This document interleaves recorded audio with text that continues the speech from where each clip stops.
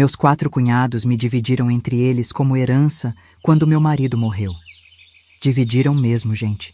Como quem divide terra, gado ou qualquer outra coisa que fica depois que alguém bate as botas. Uma semana eu era de um, na outra era de outro. E assim foi durante 15 anos da minha vida.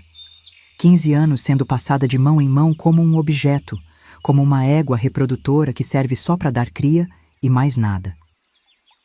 Vocês nem conseguem imaginar o que é ser tratada como bicho, ter 4 homens decidindo quando, como e onde vão usar seu corpo.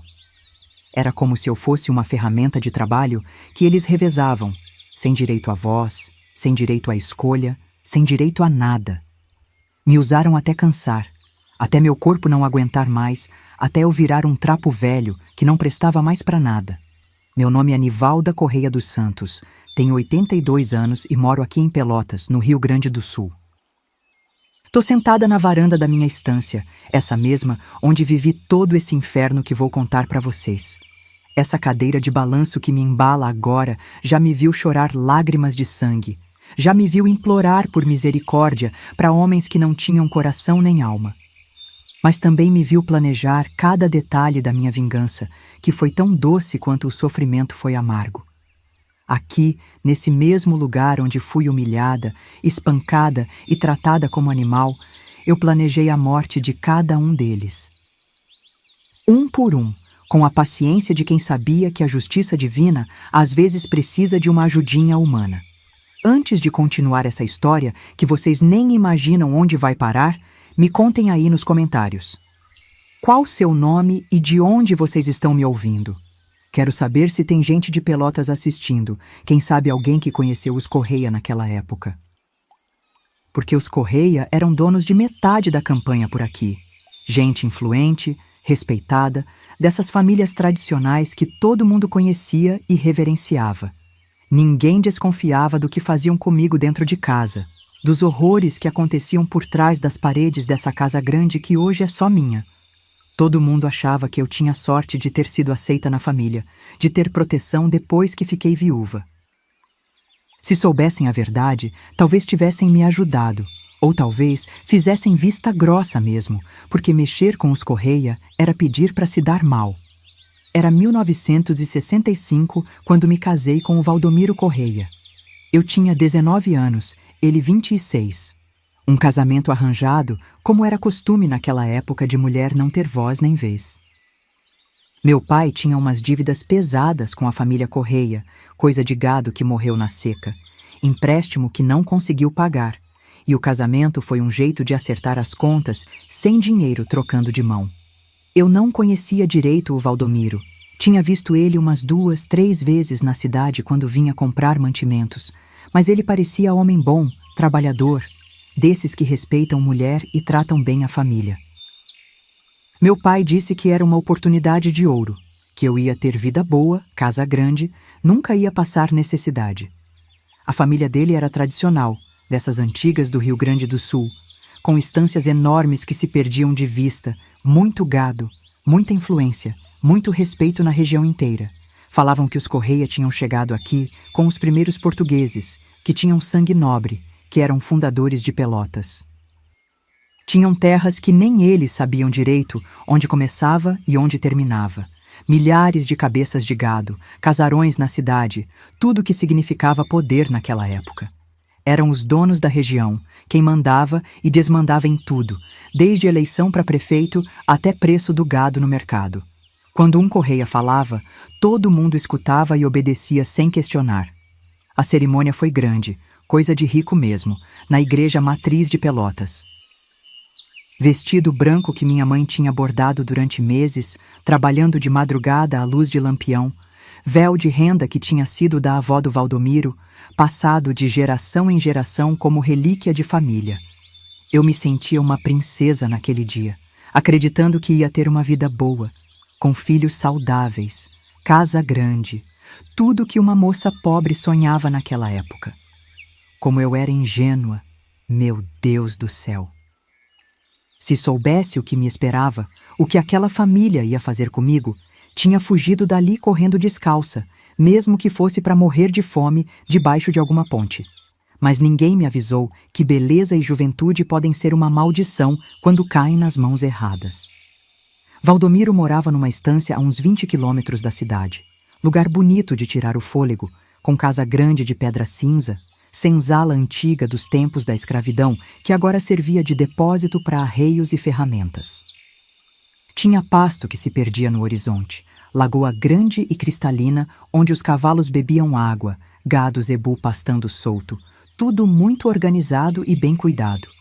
A casa era imensa, com uns 10 quartos enormes, sala de jantar que cabia umas 20 pessoas tranquilamente, cozinha com fogão a lenha que esquentava a casa inteira nos invernos rigorosos da campanha. Era luxo que eu nunca tinha visto na vida. Móveis entalhados, prataria, cristais que brilhavam na luz do sol da tarde. Nos primeiros meses foi até bom, não posso mentir. Valdomiro era carinhoso comigo, me respeitava, não era bruto como alguns maridos que eu conhecia, que chegavam em casa bêbados e espancavam a mulher por qualquer bobagem.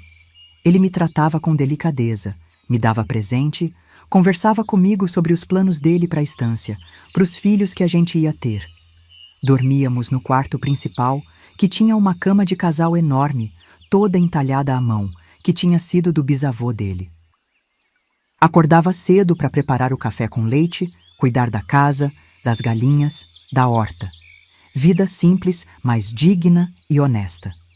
Eu achava que tinha dado sorte na vida, que Deus tinha me abençoado com um marido bom e uma família respeitável. Eu até gostava daquele silêncio do campo. Só o barulho do vento balançando o capim, o mugido do gado lá longe, o canto dos bem-te-vis de manhã cedo. Era uma paz que eu nunca tinha sentido antes, criada que fui na cidade, no meio da correria e da pobreza. Ali eu me sentia protegida, amada, como se finalmente tivesse encontrado meu lugar no mundo. De tarde ficava costurando na varanda, ouvindo o barulho dos cascos dos cavalos quando os peões voltavam do campo, planejando como ia ser quando tivesse filhos correndo por ali, enchendo a casa de risada e algazarra. Sonhava com uma família grande, com domingas cheios de parentes, com festas de aniversário no pátio da casa grande. Engravidei logo no primeiro ano de casada. Valdomiro ficou radiante da vida. Dizia que queria um varão para continuar o nome da família, para herdar tudo que os Correia tinham construído ao longo de gerações. Dona Leopoldina, minha sogra, também ficou feliz, mas de um jeito estranho, diferente, como se estivesse planejando alguma coisa que eu não conseguia entender. Ela me olhava de um modo esquisito, como se tivesse descoberto um segredo valioso, como se soubesse de algo que eu não fazia a menor ideia. Morava numa casa menor, do outro lado do pátio, mas passava o dia inteiro na casa grande, me vigiando, me ensinando como ela queria que as coisas fossem feitas na família dela, controlando cada passo que eu dava. Os cunhados apareciam sempre.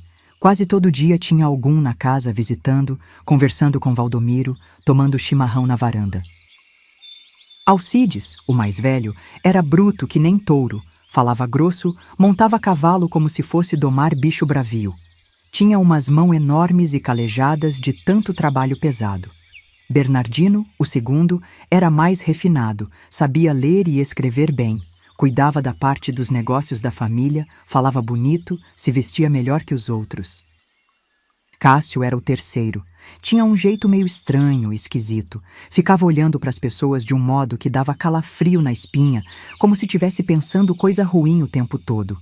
Demerval, o mais novo, era quase da minha idade, solteiro ainda, meio tímido na frente dos irmãos, mas com uns brilho no olho que não me agradava nem um pouco. No começo achei normal eles aparecerem sempre na nossa casa. Eram irmãos, tinham negócios juntos, as estâncias eram vizinhas, era natural que se visitassem e conversassem sobre gado, sobre plantação, sobre os problemas da região. Mas depois fui percebendo que eles ficavam me olhando, de um jeito que não era de cunhado respeitoso. Ficavam conversando em voz baixa quando eu passava por perto, paravam de falar bruscamente quando eu chegava perto deles. Riam de um modo que me deixava nervosa e inquieta. Valdomiro não percebia nada disso, ou fingia que não percebia. Homem às vezes é meio cego para certas coisas, especialmente quando envolve a própria família. Ou talvez ele soubesse de alguma coisa e nunca me contou, nunca me preparou para o que ia acontecer depois que ele morresse. Quando eu estava com 8 meses de barriga, pesada, andando devagar, aconteceu a desgraça que mudou tudo na minha vida. Valdomiro tinha saído bem cedo, antes do sol nascer, para buscar umas reses que tinham se espalhado durante uma tempestade brava da noite anterior, dessas que vêm com vento forte e raio que assusta o gado e faz ele disparar para os lados.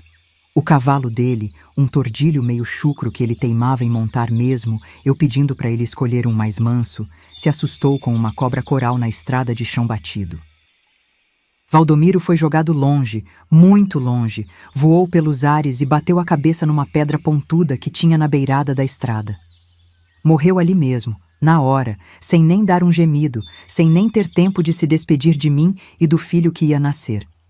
Os peões trouxeram ele de volta numa carreta velha, o corpo todo quebrado e torto, sangue seco no cabelo loiro, os olhos azuis abertos olhando para o nada.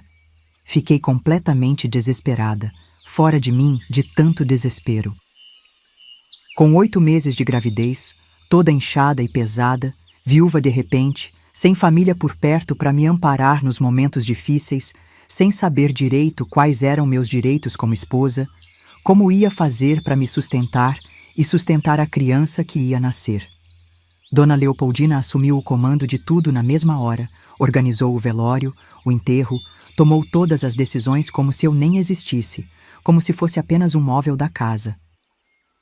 Eu só chorava sem parar, segurando minha barriga enorme, sentindo meu filho mexer lá dentro, pensando como ia criar uma criança sozinha naquele mundo cruel de homens. Nem passava pela minha cabeça que meu sofrimento estava só começando, que aqueles homens que eu considerava família tinham outros planos muito diferentes e muito piores para mim. No dia seguinte ao enterro, quando ainda tinha terra fresca na sepultura do Valdomiro, Dona Leopoldina me chamou na sala grande da casa, aquela com móveis antigos e retratos dos antepassados Correia olhando para a gente das paredes com aqueles olhos pintados que pareciam estar vivos. Estavam lá os 4 cunhados, todos de cara séria, vestidos de preto ainda por causa do luto, sentados nas poltronas de couro que cercavam a mesa de centro de madeira escura e pesada. Ela me mandou sentar numa cadeira menor, mais baixa, separada deles, como se eu fosse empregada sendo chamada para receber ordens dos patrões. O clima estava pesado, tenso, perigoso, como quando vai cair temporal forte e os animais ficam inquietos, pressentindo a tempestade que vem vindo. Eu sentia que alguma coisa muito ruim ia acontecer, mas não imaginava o quê. Nivalda, disse Dona Leopoldina com aquela voz fina e cortante dela, que parecia navalha bem afiada cortando carne viva. A gente precisa conversar sobre seu futuro aqui na família. Você está esperando o filho dos Correia, e isso faz de você parte da nossa família para sempre, até o dia que morrer e for pro caixão. Não pode sair por aí casando com qualquer um, levando nosso sangue para a família estranha, misturando nosso nome sagrado com gente que não presta, com qualquer peão ou comerciante de esquina. Eu escutava tudo aquilo sem entender direito onde ela queria chegar, ainda ingênua, pensando que talvez quisessem me dar uma casinha pequena para morar com a criança, me ajudar financeiramente até eu conseguir me virar sozinha no mundo. Como eu estava enganada sobre as intenções daqueles demônios. A partir de agora, continuou ela, me olhando fixo com aqueles olhos pequenos e duros como pedra de rio. Você vai ser responsabilidade dos meus 4 filhos. Cada um vai cuidar de você 1 semana por mês. Vai morar com eles, ser esposa deles, cozinhar para eles, lavar roupa deles, deitar na cama deles, dar filho para eles, quando Deus quiser abençoar. É assim que sempre foi na nossa família. Tradição sagrada que vem dos nossos antepassados mais antigos, desde quando os Correia chegaram nestas terras abençoadas. Mulher de Correia não sai da família Correia. Não importa o que aconteça. Não importa se fica viúva, se o marido morre, se acontece qualquer desgraça. As palavras dela me atingiram como chicotada na cara, mas ainda não tinha caído completamente a ficha do que aquilo realmente significava para minha vida, para o meu futuro, para o destino da criança que ia nascer. Alcides foi o primeiro a falar depois da mãe, com aquela voz grossa de quem estava acostumado a dar ordens e ser obedecido sem questionamento. Ela é patrimônio da família agora, não pode se casar fora, não pode levar nosso sangue puro para outro lugar, para outras famílias. Vai ficar conosco para sempre, vai nos dar filhos fortes e saudáveis, vai manter o nome Correia vivo e próspero. Bernardino completou com aquele jeito mais educado dele, mas não menos ameaçador. É exatamente o que nosso pai faria se estivesse vivo, o que o avô dele fez quando ficou viúvo também, lá atrás nos tempos antigos. Tradição gaúcha respeitável, coisa de honra da família, de manter a linhagem pura e sem mistura com sangue inferior. Cássio só ficava me olhando com aquele sorriso estranho e perturbador, como bicho selvagem olhando para a presa ferida, e Demerval baixava os olhos para o chão, como se tivesse vergonha do que estava ouvindo, mas não coragem suficiente para se opor aos irmãos mais velhos e mais fortes. Foi exatamente nesse momento maldito que entendi o que eles estavam planejando para mim, qual era o destino terrível que tinham escolhido para minha vida. Não era ajuda, não era proteção, não era caridade cristã, nem bondade de família. Era escravidão mesmo, da pior espécie. Iam dividir meu corpo entre eles como se eu fosse uma égua de criação, um animal que serve só para reprodução e mais nada. Tentei protestar com toda a força que tinha, disse que não ia aceitar aquilo de jeito nenhum, que tinha direitos como pessoa, como mulher, como ser humano, que podia escolher minha própria vida, decidir meu próprio destino, casar com quem quisesse. Dona Leopoldina deu uma risada seca, amarga, cruel, que ecoou pela sala toda como grito de coruja de cemitério e disse com desprezo: "Direito? Que direito você tem, menina tonta? Você é uma mulher sem família, sem dinheiro, grávida de 8 meses, no meio do nada, longe de tudo e de todos. Para onde você pensa que vai? O que você imagina que vai fazer para se sustentar? Aqui, pelo menos, você tem teto sobre a cabeça, comida na mesa, proteção contra os perigos do mundo cruel lá fora." Mas espera lá, antes de ir direto para o que aconteceu depois, tenho que começar essa história lá do começo mesmo, de quando tudo virou pesadelo na minha vida. A reunião terminou com eles decidindo friamente que eu começaria na semana seguinte, logo depois que a criança nascesse e eu me recuperasse do parto. Alcides seria o primeiro. Como o mais velho, tinha prioridade na família. Depois Bernardino, depois Cássio, depois Demerval. Um rodízio mensal que duraria pelo resto da minha vida, ou pelo menos enquanto eu pudesse dar filhos para eles, enquanto meu corpo aguentasse parir. Dona Leopoldina explicou o sistema com a frieza de quem estava organizando o plantio da safra. Primeira semana do mês eu seria de Alcides, segunda semana de Bernardino, terceira de Cássio, quarta de Demerval. E assim ia ser para sempre, até eu morrer ou até eles cansarem de mim. "É tradição gaúcha antiga", repetia Dona Leopoldina toda vez que eu tentava questionar aquela loucura. "Meu bisavô fez assim quando a mulher dele morreu, meu avô também quando ficou viúvo. Mulher da família não pode se perder por aí, tem que ficar onde o sangue é puro, onde os filhos vão ter nome de gente direita." Ela falava daquilo como se fosse a coisa mais natural do mundo, como se eu fosse um animal doméstico que precisa ser cuidado pelos donos. "Você vai ver que é melhor assim, menina. 4 homens para te proteger, para te sustentar, para te dar filhos fortes. Que mulher tem essa sorte na vida?"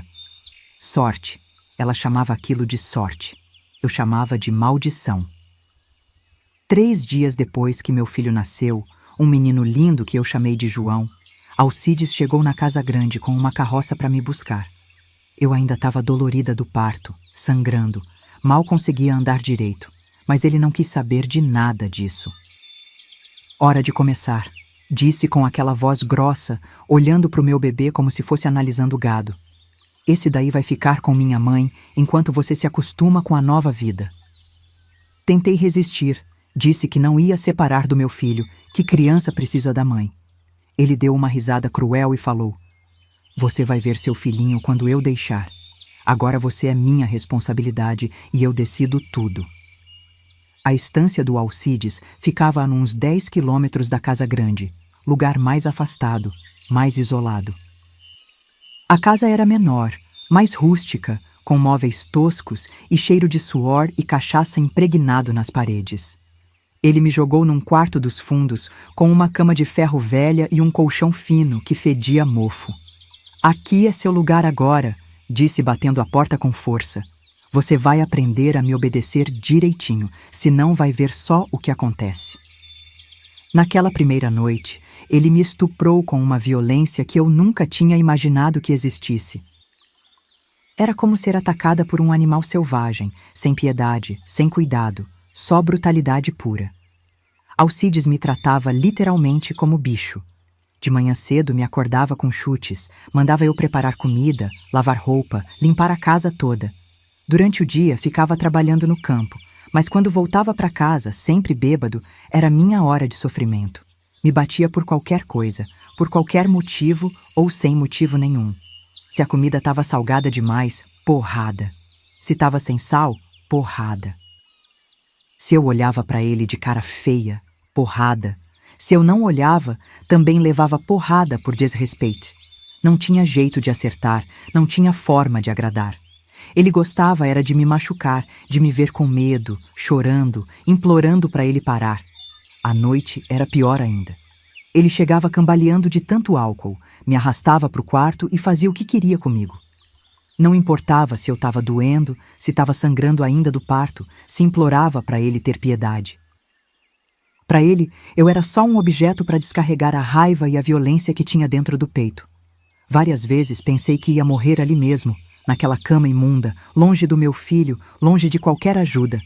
Mas de manhã ele acordava, tomava café como se nada tivesse acontecido e saía para o campo assobiando, me deixando arrebentada e humilhada. Quando a semana com Alcides terminou, eu achei que o pior tinha passado. Como eu estava enganada.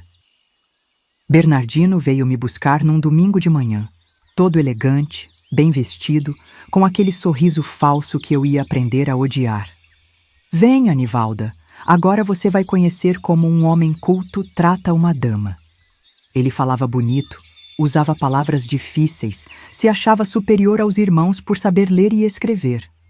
Mas por baixo daquele verniz de educação tinha um demônio pior que o Alcides, porque sabia machucar a alma além do corpo.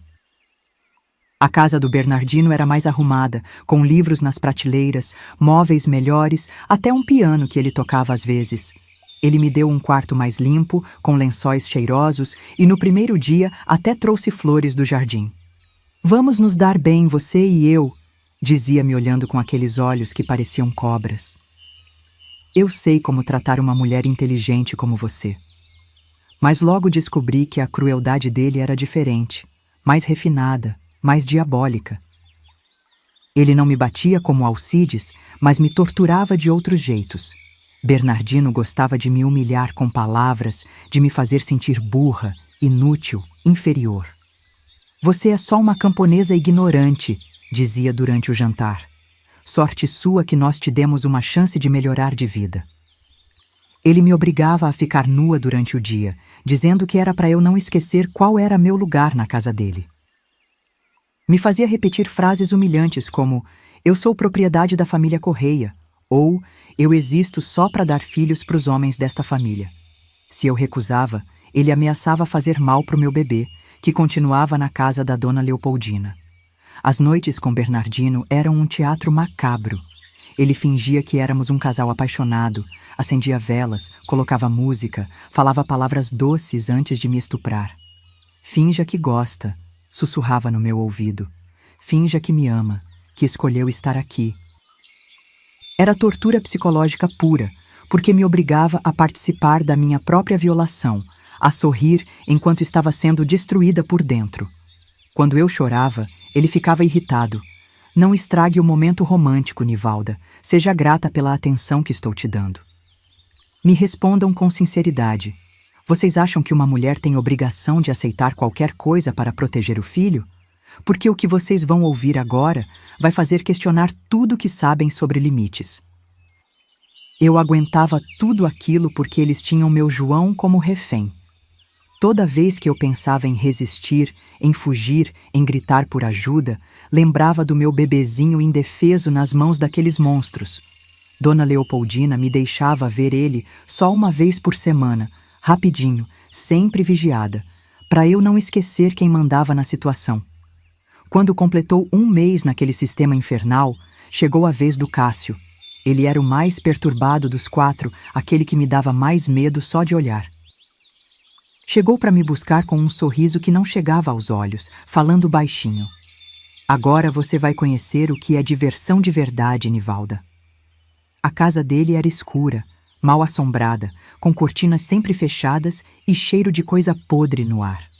Nos fundos tinha um porão onde ele guardava cordas, chicotes, algemas, instrumentos que eu nem queria saber para que serviam. As 2 primeiras semanas foram assim, rodando entre Alcides, Bernardino e Cássio. Demerval ainda não tinha aparecido para reclamar sua parte, talvez por vergonha ou por medo dos irmãos. Mas eu já estava completamente quebrada, sem forças para reagir, só sobrevivendo de um dia para o outro. Foi quando tentei fugir pela primeira vez. Era madrugada, estava na casa do Bernardino e ele tinha bebido demais e dormido pesado. Peguei algumas roupas, um pouco de comida e saí andando pela estrada, esperando chegar na cidade antes que ele acordasse. Não consegui nem chegar na metade do caminho. Alcides me alcançou a cavalo, me laçou como gado fujão e me trouxe de volta. A surra que levei naquele dia quase me matou. Eles me espancaram os 3 juntos, se revezando, até eu ficar irreconhecível, toda roxa, sangrando, quebrada. Para você aprender que não tem para onde correr, dizia Alcides entre os chutes. Para você entender que é nossa propriedade agora. Me jogaram num quarto escuro, sem comida, sem água, durante 3 dias. Quando me tiraram de lá, eu mal conseguia ficar em pé. Tentei fugir mais 2 vezes depois disso. Na segunda vez, chegaram a soltar os cachorros atrás de mim, como se eu fosse animal selvagem. Na terceira, me pegaram antes mesmo de sair da propriedade, porque tinham colocado vigias para me espionar dia e noite. Cada tentativa de fuga resultava numa surra pior, numa humilhação maior. Eles faziam questão de me quebrar, de destruir qualquer esperança que eu ainda tivesse de sair dali. E sempre usavam meu filho como ameaça. Se tentar fugir de novo, você nunca mais vai ver o João. A gente pode até dar ele para outra família, longe daqui. Foi depois da terceira tentativa de fuga que eu finalmente entendi que não tinha escapatória. Estava presa naquele inferno, naquele sistema maldito, sem ninguém para me ajudar, sem lugar para ir. Na cidade, todo mundo sabia o que estava acontecendo comigo, mas ninguém ia mexer com os Correia. Eram poderosos demais, influentes demais, temidos demais. O delegado era amigo deles, o juiz era compadre, o padre recebia doação da família. Eu era só uma mulher pobre, sem família, sem direitos, sem voz. Ninguém ia me escutar, ninguém ia me proteger. Então parei de lutar e comecei a sobreviver.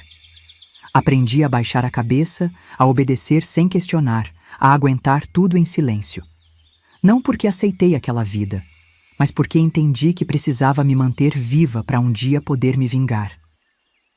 Comecei a observar cada um deles, estudar seus hábitos, suas fraquezas, suas manias.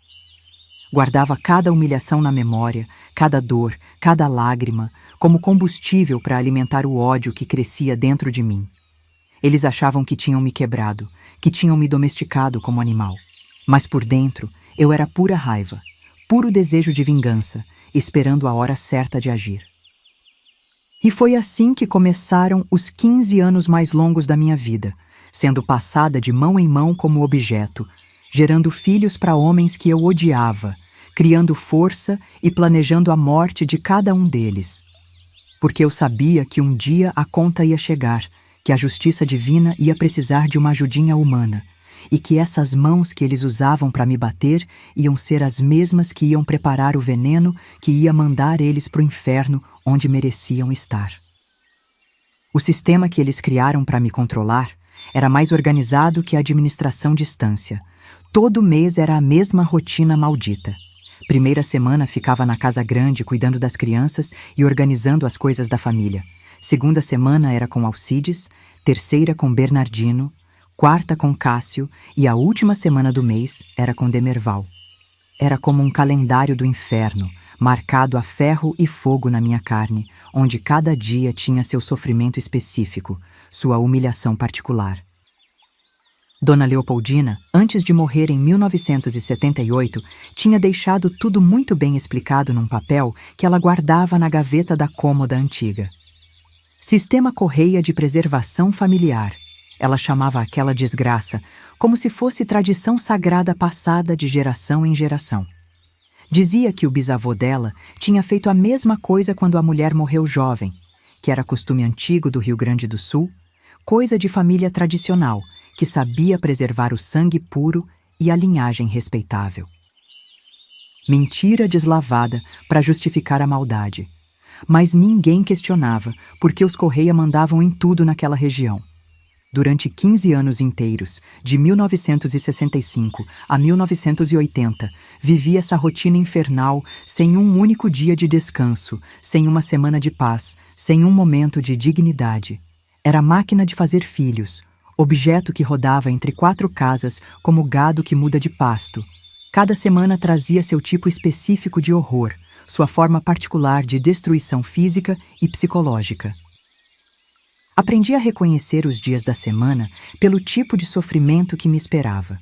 O primeiro filho que tive naquele sistema maldito nasceu em 1966, 9 meses depois que comecei a ser passada entre eles.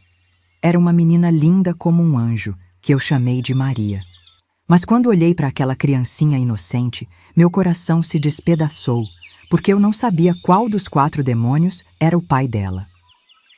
Podia ser qualquer um, porque naquela altura eu já tinha rodado por todas as casas, já tinha sido estuprada por cada um deles dezenas de vezes. Dona Leopoldina segurava a menina no colo e dizia com aquele sorriso maldoso: "Mais um Correia para a família. Não importa qual dos meus filhos é o pai, o sangue é o mesmo, a linhagem continua pura." Era assim que ela pensava, como se eu fosse uma égua de reprodução que só servia para garantir a continuidade da raça deles.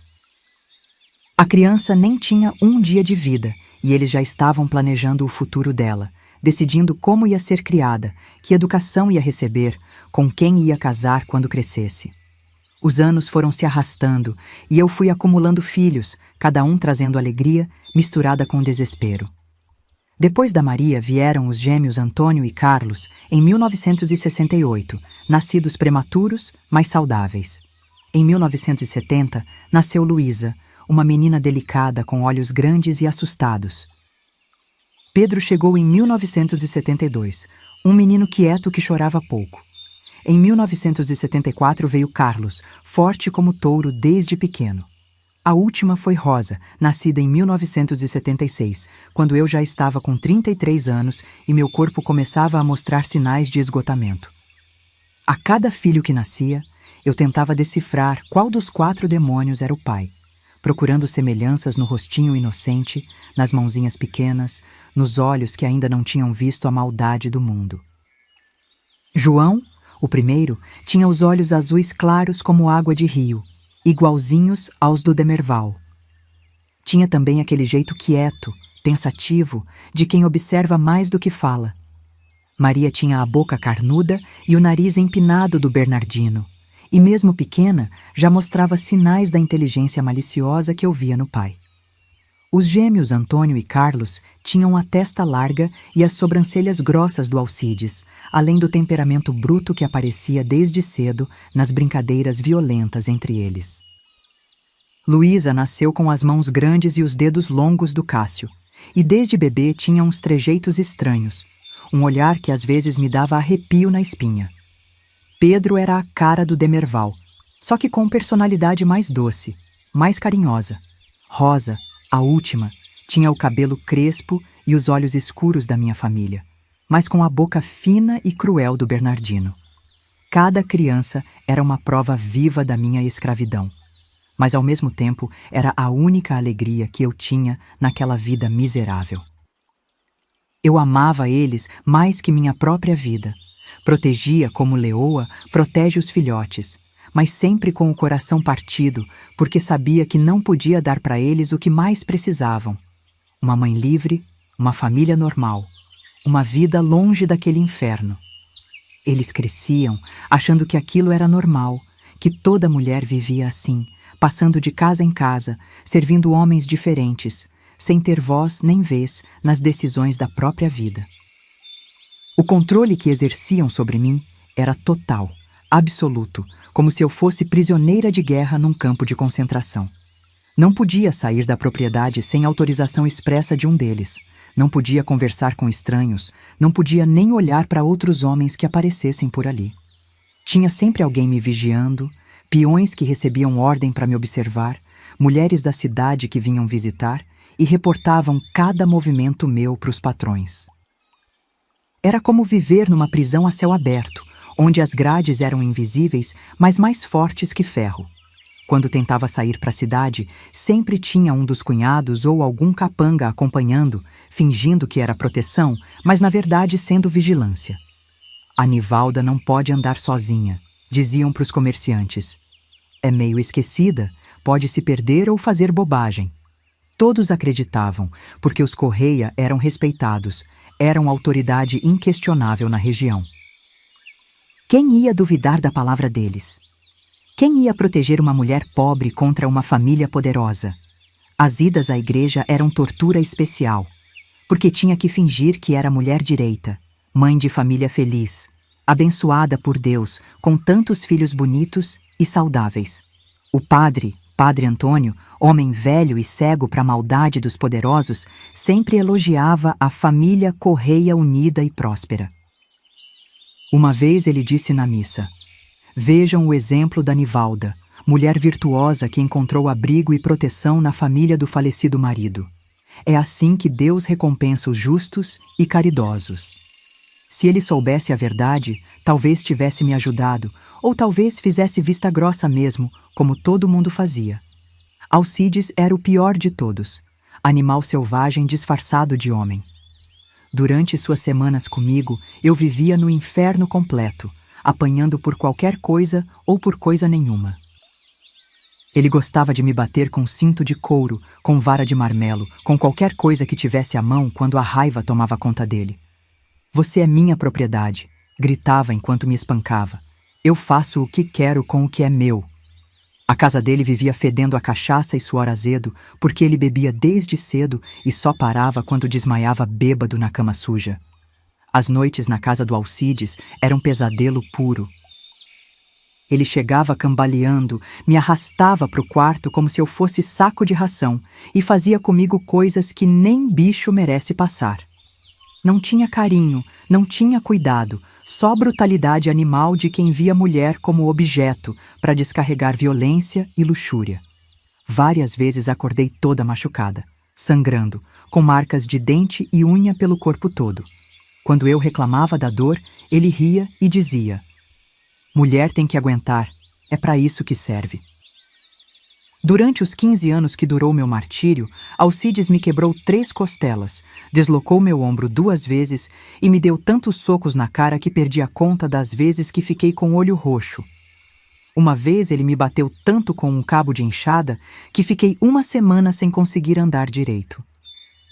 Quando reclamei, ele disse que eu tinha tropeçado e caído das escadas.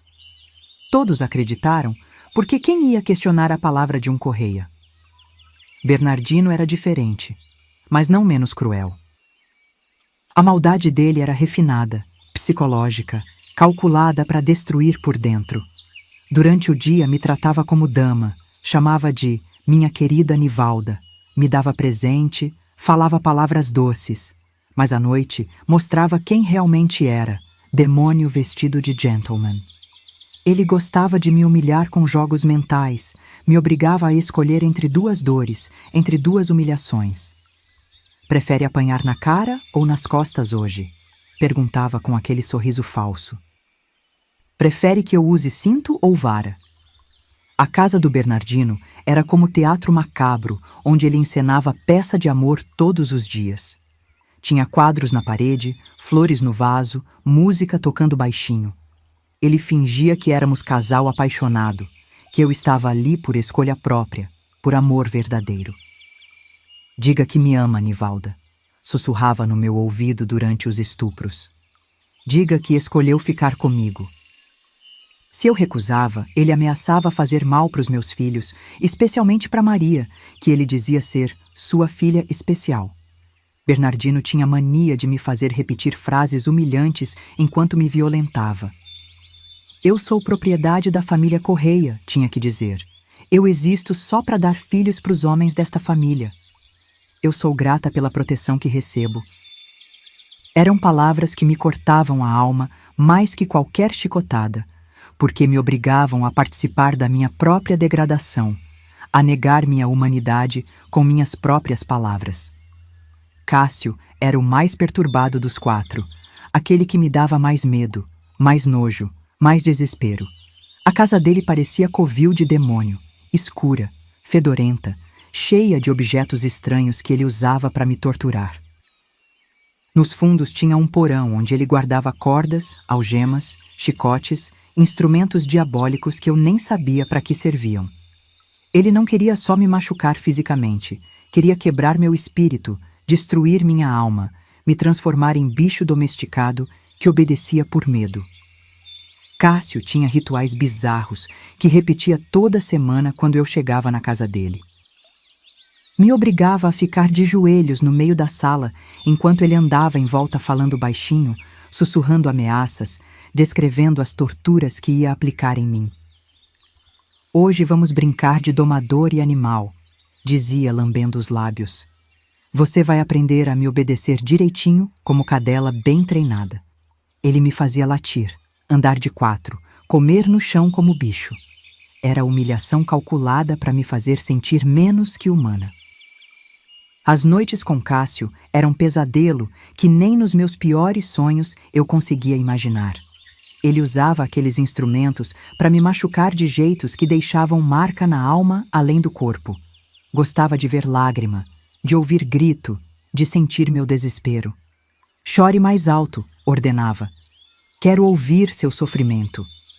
Se eu tentava ficar calada, ele aumentava a tortura até eu não aguentar mais e gritar como ele queria. Era sádico puro, demônio encarnado que se alimentava da dor alheia. Uma vez Cássio trouxe uma cobra viva para o porão, uma jararaca pequena, mas venenosa, e ficou horas me ameaçando com ela, passando o bicho pelo meu corpo enquanto eu tremia de pavor. Se você tentar fugir de novo, dizia com aquela voz rouca, eu solto esta belezinha na cama dos seus filhos. Era a ameaça que me gelava o sangue, porque eu sabia que ele era capaz de qualquer maldade. Demerval era o mais confuso de todos, o que me dava esperança falsa e depois a destruía cruelmente. Ele parecia diferente dos irmãos, mais sensível, mais humano, mas era só aparência enganosa. Durante suas semanas comigo, fingia ser protetor, carinhoso, quase romântico. Eu te tiro daqui, Nivalda, prometia abraçando meu corpo machucado. Nós dois podemos fugir juntos, começar vida nova longe dos meus irmãos. Por alguns momentos eu chegava a me acreditar, a sonhar com liberdade, com vida normal longe daquele inferno. Demerval pintava quadros lindos do nosso futuro juntos, uma casinha simples numa cidade distante, longe da família, onde eu seria só dele, onde ninguém saberia do nosso passado. Você vai ser minha esposa de verdade, dizia beijando minha testa machucada. Vamos ter filhos só nossos, vamos ser felizes como merecem ser. Mas sempre que chegava perto da data de executar a fuga, Demerval mudava de ideia, inventava desculpa, adiava os planos. Não é hora ainda, dizia. Precisamos esperar mais um pouco, juntar mais dinheiro, encontrar lugar seguro. Foram anos e anos de promessas quebradas, de esperanças criadas e destruídas, de sonhos que viravam pesadelo toda vez que ele recuava na última hora. Era crueldade refinada, porque me mantinha presa não só fisicamente, mas emocionalmente, sempre esperando salvação que nunca chegava. O lado possessivo do Demerval era o pior de tudo. Ele queria me ter só para ele. Ficava com ciúmes doentio quando eu estava com os outros irmãos. Você gosta mais de mim, né, Nivalda? Perguntava toda noite. Você prefere ficar comigo do que com eles, não é? Se eu não respondia do jeito que ele queria, ficava violento como os outros, me batia e me forçava até eu dizer que o amava mais que aos irmãos. A cidade inteira sabia o que acontecia comigo, mas ninguém movia um dedo para me ajudar. Nas ruas, as mulheres me olhavam com pena misturada com nojo, como se eu fosse culpada pela situação, como se tivesse escolhido aquela vida. A Nivalda dos Correia, sussurravam quando eu passava, aquela que vive com os 4 cunhados. Alguns homens me olhavam com desejo doentio, achando que por ser mulher fácil, podiam me faltar com respeito. Outros me tratavam como leprosa, como se minha desgraça fosse contagiosa. O delegado da cidade, seu Augusto, era compadre do Alcides e nunca ia mexer com os Correia. Uma vez tentei falar com ele, contar o que acontecia comigo, pedir proteção. Ele me ouviu fingindo interesse, mas no final disse: "Isso aí é problema de família, Nivalda. Não é caso de polícia. Você tá bem cuidada, tem casa, comida, filhos saudáveis. Muita mulher por aí queria ter sua sorte." E me mandou embora como se eu fosse louca ou ingrata. O juiz da comarca, doutor. Sebastião, também era amigo dos Correia, recebia doação da família para a campanha política, para a reforma do fórum, para a festa da cidade. Nunca ia julgar contra eles, nunca ia me dar razão numa queixa formal. O médico da cidade, doutor Fernando, tratava meus machucados sem fazer pergunta, receitava remédio para dor e mandava eu ter paciência. Mulher sofre mesmo, dizia ele. É da natureza feminina aguentar dor. Vocês são mais fortes que os homens nesse aspecto. Durante esses 15 anos de inferno, tentei fugir mais vezes do que consigo contar. A primeira vez foi logo no início, quando ainda tinha esperança de encontrar ajuda. Era madrugada, estava na casa do Bernardino e ele tinha bebido demais e dormido pesado. Peguei algumas roupas, um pouco de comida e saí andando pela estrada, esperando chegar na cidade antes que ele acordasse. Não consegui nem chegar na metade do caminho. Alcides me alcançou a cavalo, me laçou como gado fujão e me trouxe de volta. A surra que levei naquele dia quase me matou. Eles me espancaram os 4 juntos, se revezando, até eu ficar irreconhecível, toda roxa, sangrando, quebrada. Para você aprender que não tem para onde correr, dizia Alcides entre os chutes. Para você entender que é nossa propriedade agora. Me jogaram num quarto escuro, sem comida, sem água, durante 3 dias. Quando me tiraram de lá, eu mal conseguia ficar em pé. Tentei fugir mais 5 vezes depois disso. Na segunda vez, chegaram a soltar os cachorros atrás de mim, como se eu fosse animal selvagem.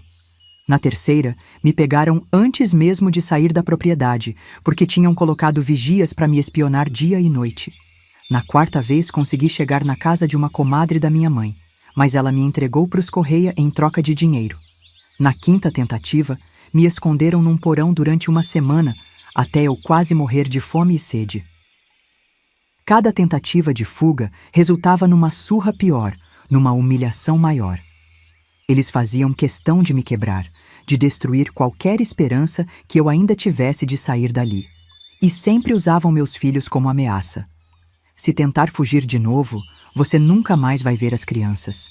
A gente pode até dar elas para outras famílias, longe daqui. Era chantagem que funcionava sempre, porque eu preferia morrer a ver meus filhos sendo criados por estranhos. Os filhos cresceram naquele ambiente podre, respirando maldade todos os dias, vendo a mãe ser humilhada constantemente, aprendendo que aquilo era normal na família deles. João, o mais velho, com o passar dos anos começou a me olhar com desprezo, influenciado pelos tios que enchiam a cabeça dele com mentiras sobre mim. Minha mãe gosta dessa vida. Ouvi ele dizer para um amigo da escola quando tinha uns 12 anos. Ela quer ficar com todos os tios. É mulher fácil mesmo. Maria, ainda criança, já mostrava sinais da crueldade herdada do pai. Tinha prazer em me ver sofrendo, ria quando algum dos tios me batia, dizia que eu merecia porque era mulher sem vergonha. Os outros filhos menores ainda não entendiam direito, mas já começavam a absorver o veneno que os homens da família destilavam contra mim todos os dias. Era ver minha própria prole sendo envenenada contra mim, transformada em instrumento de tortura psicológica. Olha, eu duvido. Duvido mesmo que vocês tenham coragem de apertar o botão de gostei nessa história. É muita coisa pesada, né? Mas se vocês acham que essa vovó aqui merece apoio, me provem que estou errada e curtam aí. Foram 15 anos vivendo dessa forma maldita, 15 anos sendo passada de mão em mão como objeto, 15 anos acumulando dor, humilhação, ódio. Meu corpo estava completamente destruído de tanto parto, tanto espancamento, tanto abuso. Meus cabelos ficaram brancos antes dos 30 anos. Minha pele ficou marcada de cicatriz, minhas mãos ficaram calejadas de tanto trabalho forçado. Por dentro, eu estava pior ainda, como terra queimada onde não nasce mais nada, só ódio e sede de vingança. Durante todos esses anos, aprendi a observar cada um deles, estudar seus hábitos, suas fraquezas, suas manias. Guardava cada humilhação na memória, cada dor, cada lágrima, como combustível para alimentar a raiva que crescia dentro de mim como tumor maligno. Eles achavam que tinham me quebrado, que tinham me domesticado como animal. Mas por dentro eu era pura raiva, puro desejo de vingança, esperando a hora certa de agir. Foi numa tarde de verão de 1980, sufocante, abafada, quando eu tinha 37 anos e 15 anos de cativeiro, que cheguei no meu limite absoluto. Tinha acabado de apanhar do Alcides porque a comida não estava do gosto dele, estava toda roxa e sangrando, quando olhei no espelho quebrado da cozinha e vi o que tinha sobrado de mim. Não era mais gente, era fantasma, sombra, resto de pessoa que um dia teve sonho e esperança. Naquele momento, tomei uma decisão terrível. Ia me matar no açude da estância, ia me afogar naquela água escura e fria, ia acabar com todo aquele sofrimento de uma vez por todas. Não aguentava mais, não tinha mais força para continuar vivendo, não via mais sentido em resistir. Meus filhos iam ficar órfãos, mas talvez fosse melhor assim, longe de uma mãe destruída, humilhada, que só servia de mau exemplo. Caminhei até o açude como zumbi, sem sentir as pernas, sem ouvir nada além do barulho do próprio coração batendo descompassado. A água estava lisa como espelho, refletindo as nuvens escuras que se acumulavam no céu. Era fim de tarde, sol se pondo vermelho como sangue, vento quente balançando os juncos na margem. Entrei na água devagar, sentindo o frio subir pelas pernas, pela cintura, pelo peito. Quando chegou no pescoço, fechei os olhos e me deixei afundar. A água gelada entrou nos meus pulmões como ferro derretido, queimando, sufocando, levando embora a dor de 15 anos de sofrimento.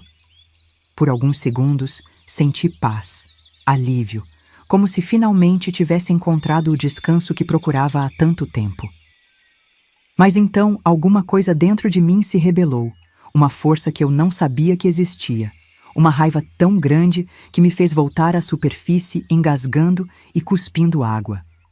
Não ia morrer. Não ia dar para aqueles demônios a satisfação de me verem desistir. Ia viver para me vingar.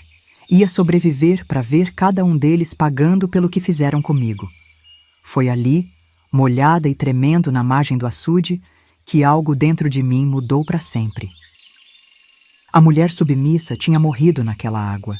E no lugar dela nasceu uma criatura sedenta de vingança, capaz de qualquer coisa para conquistar sua liberdade. Voltei para a casa do Alcides fingindo que nada tinha acontecido, fingindo submissão. Mas por dentro eu fervia de ódio controlado. Ele nem percebeu que eu tinha sumido, estava bêbado como sempre, roncando na cama igual porco. Passei a noite toda acordada, olhando para ele dormir, imaginando 1000 formas de acabar com aquele desgraçado. Mas sabia que tinha que ser esperta, paciente, planejada. A hora da vingança ia chegar, e quando chegasse, eu estaria pronta para fazer justiça com as próprias mãos. Depois daquele dia no açude, quando quase me afoguei, mas voltei à vida com sede de vingança, passei meses fingindo ser a mesma mulher quebrada de sempre, enquanto por dentro planejava a destruição completa daqueles homens. Era como representar numa peça de teatro onde o roteiro era escrito com sangue e lágrimas. Sorria quando eles mandavam, baixava a cabeça quando gritavam comigo, gemia quando me estupravam, tudo fingido, tudo calculado para não despertar suspeita. Durante as semanas na casa grande, quando ficava cuidando das crianças, aproveitava para explorar cada canto, cada gaveta, cada armário, procurando coisas que pudessem me ajudar no futuro. Foi assim que achei uns papéis importantes guardados na escrivaninha do falecido Valdomiro. Documentos que mostravam como a herança tinha sido dividida, quem eram os verdadeiros donos de cada propriedade. Descobri que legalmente eu tinha direito a uma parte de tudo, porque era viúva oficial do Valdomiro e mãe dos filhos dele. Também encontrei uma carteira de dinheiro escondida atrás de um quadro na sala, provavelmente esquecida pelo Alcides numa das bebedeiras. Não era muito, mas era alguma coisa que eu podia guardar para a emergência. Comecei a juntar moedas, cédulas pequenas, qualquer dinheiro que aparecesse pelo caminho, escondendo tudo num buraco que cavei embaixo de uma tábua solta do assoalho do meu quarto. Não sabia exatamente para que ia usar, mas intuição me dizia que dinheiro sempre é arma poderosa na mão de quem sabe usar. As semanas com cada cunhado continuaram sendo inferno, mas agora eu aguentava tudo com propósito diferente. Cada humilhação era combustível para alimentar minha sede de vingança. Cada dor era lembrança do que eles iam pagar quando chegasse minha hora. Comecei a fazer perguntas aparentemente inocentes, fingindo interesse pela vida deles, pelos negócios, pelos planos futuros. Como vai o gado esse ano, Alcides? Que remédio bom para o seu estômago, Bernardino. Onde você compra essas cordas, Cássio? Você ainda pensa em casar, Demerval? Alcides adorava se gabar dos negócios. Contava detalhes sobre onde vendia o gado, quanto ganhava, onde guardava o dinheiro. Descobri que ele tinha conta no banco da cidade, mas também escondia dinheiro vivo numa lata enterrada no pasto dos fundos, perto de uma aroeira grande que servia de marco. Bernardino era mais reservado, mas quando bebia um pouco ficava falante. Revelava informações sobre os contratos, sobre as dívidas dos outros irmãos, sobre os esquemas que faziam para sonegar imposto. Cássio era o mais difícil de arrancar informação, porque era desconfiado por natureza, mas descobri que ele tinha medo patológico de cobra, pavor mesmo, desmaiava só de ver. Uma vez vi ele correndo feito louco quando apareceu uma jiboia no terreiro, gritando como mulher, subindo na mesa da cozinha. Era uma fraqueza interessante que eu guardei na memória. Demerval era o mais fácil de manipular, porque precisava se sentir importante, especial. Bastava elogiar a inteligência dele, dizer que era diferente dos irmãos, e ele abria o jogo sobre tudo. Foi através dele que descobri que os 4 tinham uma sociedade oficial registrada em cartório, que dividiam lucros e prejuízos de forma igual, que cada um tinha direito a 25% de tudo. Descobri também que eles brigavam muito entre si por causa de dinheiro, que havia ciúmes e disputas constantes, que a união deles era mais frágil do que aparentava. Demerval vivia reclamando que os irmãos mais velhos não o respeitavam, que tomavam decisões sem consultá-lo, que ele merecia participação maior nos negócios. Os filhos continuavam crescendo naquele ambiente tóxico, absorvendo os valores podres daquela família maldita. João, o mais velho, Já estava com 14 anos em 1979 e começava a repetir os comportamentos dos tios, falando grosso comigo, me tratando como empregada, achando que podia mandar e desmandar. Uma vez ele disse na minha cara: "Quando eu crescer, vou arranjar uma mulher igual você, mãe, que sabe obedecer homem." Meu coração sangrou ao ouvir aquilo, porque vi que meu próprio filho estava sendo contaminado pela maldade dos pais. Maria também estava mudando, ficando cruel como o Bernardino, gostando de me ver sofrendo, inventando mentiras para me prejudicar. Ela contava para os tios que eu falava mal deles pelas costas, que reclamava da vida que levava, que fazia cara feia quando eles não estavam vendo. Era mentira, claro, porque eu tinha aprendido a controlar cada expressão, cada palavra, cada gesto, mas mesmo assim levava castigo por causa das fofocas dela. Era dor dupla, apanhar e saber que a própria filha estava ajudando nos maus tratos. Foi numa tarde quente de março de 1979, quando eu estava organizando as roupas das crianças para lavar, que ouvi uma conversa que gelou meu sangue e acelerou todos os meus planos de vingança.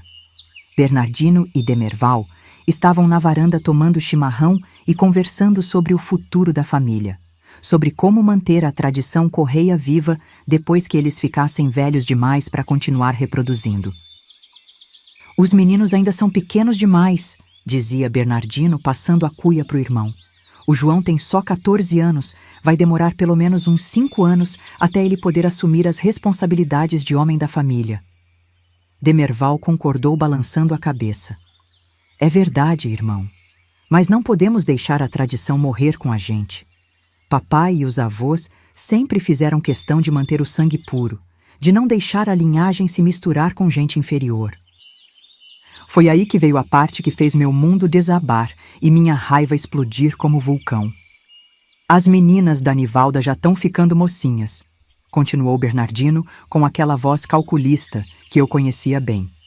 "Maria tem 13 anos, Luísa tem 11. Daqui a uns 2, 3 anos vão estar prontas para continuar a tradição da família, para dar filhos para os Correia, como a mãe sempre fez." Meu coração parou de bater por alguns segundos ao escutar aquilo. Eles estavam planejando fazer com minhas filhas a mesma coisa que tinham feito comigo. "A Maria já está desenvolvendo, começando a ter corpo de mulher", disse Demerval com aquele tom nojento que usava quando falava de desejo. "E a Luísa promete ficar bonita também, puxou a beleza da mãe quando era nova. Daqui a uns anos vamos ter sangue novo na família, vamos poder continuar a linhagem sem precisar trazer mulher de fora." Eles falavam das minhas filhas como gado sendo avaliado para reprodução, como mercadoria sendo negociada entre compradores interessados. "Vamos começar devagar", planejou Bernardino, preparando elas mentalmente, explicando como funciona a tradição da família, como é importante preservar o sangue Correia. A Nivalda pode ajudar nisso, pode ir condicionando as meninas para aceitarem o destino delas sem resistência. Mulher é mais fácil de convencer quando é a própria mãe que explica as coisas. A frieza com que discutiam o futuro das minhas filhas, como se fosse coisa natural e inevitável, me fez sentir uma raiva tão intensa que tive vontade de pegar uma faca e matar os dois ali mesmo. "Quando a Maria completar 15 anos em 1981, continuou Demerval, "podemos oficializar o arranjo. Eu fico com ela, que é mais velha, e você pode esperar a Luísa crescer mais um pouco. 2 anos depois, em 1983, ela vai estar com 13 anos, idade perfeita para começar. Vamos educar elas direitinho, ensinar como servir homem de família tradicional, como ser mãe dos futuros Correia." Era nauseante ouvir aqueles planos diabólicos, saber que meus próprios cunhados estavam fantasiando sobre estuprar minhas filhas quando elas ainda eram crianças. Saí dali tremendo de ódio, com uma fúria assassina correndo pelas veias como lava de vulcão. Não bastava terem destruído minha vida, roubado minha juventude, me transformado em escrava sexual durante 14 anos. Agora queriam fazer a mesma coisa com Maria e Luísa, 2 crianças inocentes que nem imaginavam o inferno que os tios estavam preparando para elas. Era inaceitável, imperdoável, algo que eu jamais permitiria enquanto tivesse um pingo de vida no corpo. Naquela mesma noite, depois que todos foram dormir, me tranquei no meu quarto e reformulei completamente meu plano de vingança. Não podia mais esperar, não tinha tempo para ser paciente e cautelosa. Bernardino e Demerval tinham que morrer antes de 1981, antes que Maria completasse 15 anos e eles começassem a botar as mãos nela. Alcides e Cássio também tinham que ser eliminados, porque se continuassem vivos, iam apoiar os planos diabólicos dos irmãos. Eu tinha no máximo 2 anos para eliminar os 4 cunhados, herdar todas as propriedades e tirar minhas filhas daquela região antes que alguém da família extensa tentasse continuar a tradição podre dos Correia. Era prazo apertado, mas não impossível se eu fosse inteligente e planejasse cada morte com cuidado cirúrgico. Na manhã seguinte, quando Bernardino me perguntou se eu tinha ouvido alguma coisa da conversa da véspera, fingi que não sabia de nada. "Que conversa, seu Bernardino?" Perguntei com a voz mais inocente que consegui. "Eu estava lavando roupa lá nos fundos, não ouvi nada." Ele me olhou desconfiado por alguns segundos, mas acabou acreditando, porque eu sempre tinha sido submissa demais para espionar conversa dos patrões. Alguns dias depois, quando estávamos na casa grande, Bernardino me chamou para uma conversa séria na sala. "Nivalda", disse ele com aquele jeito pomposo de quem acha que sabe tudo, "chegou a hora de começar a preparar as meninas para a vida adulta. Maria e Luísa já não são mais crianças. Precisam entender como funciona a tradição da nossa família, qual é o destino que Deus preparou para elas." Engoli seco, mas mantive a cara de paisagem que tinha aperfeiçoado durante anos de submissão. "Como assim, seu Bernardino? Preparar para quê?" Ele sorriu daquele jeito que me dava nojo, como cobra se preparando para dar o bote. "Elas vão continuar a linhagem Correia como você continuou. Vão dar filhos para os homens da família, manter o sangue puro, preservar a tradição que vem de gerações. É destino honrado, abençoado por Deus." "Eu entendo, seu Bernardino", respondi fingindo aceitar aquela monstruosidade. "As meninas são suas, podem fazer o que quiserem com elas. Eu vou preparar elas direitinho, vou explicar como é importante obedecer aos homens da família, como é bonito continuar a tradição." Ele ficou satisfeito com minha resposta, achando que eu estava concordando em entregar minhas próprias filhas para o abatedouro. Nos meses seguintes, fingi estar condicionando Maria e Luísa para aceitarem o destino que os tios tinham planejado. Na verdade, estava fazendo o contrário, ensinando elas a se protegerem, alertando sobre os perigos sem revelar detalhes que pudessem assustá-las demais. "Nunca fiquem sozinhas com os tios", dizia eu. "Sempre inventem desculpa quando eles quiserem conversar com vocês em particular. Se algum homem tentar tocar vocês de jeito estranho, gritem bem alto e corram." Maria, que já tinha 13 anos, começou a entender que alguma coisa estava errada na família. "Por que a senhora fala isso, mãe?" perguntou uma vez. "Os tios não são nossos parentes? Não deviam nos proteger?" Era pergunta inocente que me partiu o coração, porque mostrava como aquelas crianças confiavam nos homens que queriam destruí-las. "Filha", respondi escolhendo cada palavra com cuidado. "Nem todo mundo que é da família tem boas intenções. Às vezes as pessoas que deviam nos proteger são as que mais nos fazem mal." "Promete para a mãe que vai se cuidar, que nunca vai fazer nada que não quer?" Ela prometeu, mas eu via que não entendia completamente o perigo que corria.